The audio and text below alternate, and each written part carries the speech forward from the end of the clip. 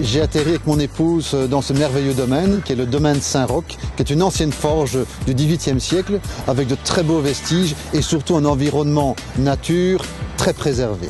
Un des problèmes particuliers au domaine, c'est la gestion des énergies. Je me suis rendu dans la région de Saint-Hubert, où coule la Lomme, et où là ont été installées les petites centrales hydroélectriques, toujours aux mains de privés. Très vite, le projet s'est mis en place ici au domaine, et donc ce projet existe aujourd'hui. Ça veut dire que le domaine est quasi autonome au niveau énergie électrique, mais surtout alimente une centaine de maisons dans le village.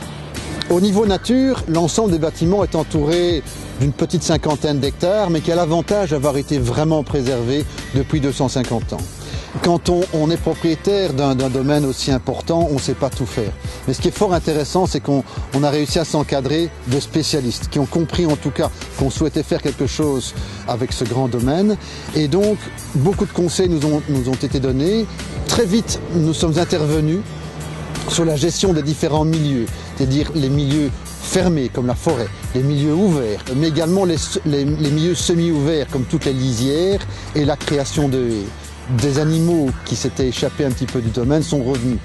La gestion de ces milieux avec des interventions rapides et efficaces nous ont permis vraiment de recréer un maillage écologique qui nous donne des cadeaux tous les jours.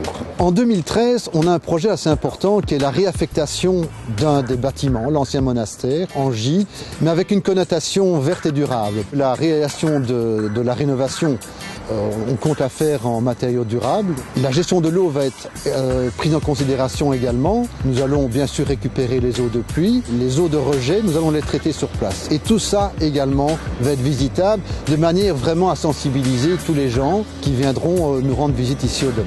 Moi, je m'occupe de l'aspect plus économique du domaine. Alors, la première activité que nous avons réalisée ici, ce sont des mariages, puisqu'on a une très belle salle de réception qui peut accueillir jusqu'à 300 personnes.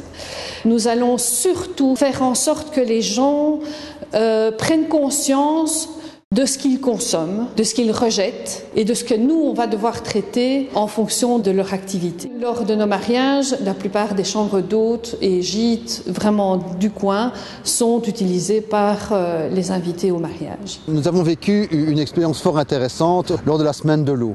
On s'est pris en idée de pouvoir accueillir pendant quelques jours ici les écoles de la région pour découvrir ce qu'il y avait avec de l'eau. Et ça, on s'est vraiment rendu compte qu'en se positionnant comme ça, c'était une manière rapide et efficace de transmettre aux générations futures ce que nous faisions aujourd'hui.